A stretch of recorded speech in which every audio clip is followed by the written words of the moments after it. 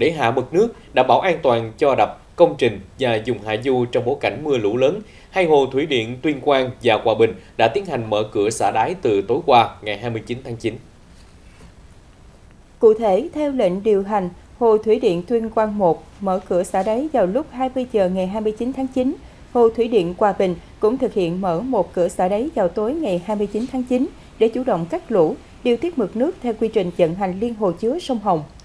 Bộ Nông nghiệp và Môi trường đề nghị Ủy ban Nhân dân các tỉnh, thành phố Tuyên Quang, Phú Thọ, Hòa Bình và Hà Nội khẩn trương rà soát, bảo đảm an toàn cho người, tài sản và công trình đang thi công dọc sông,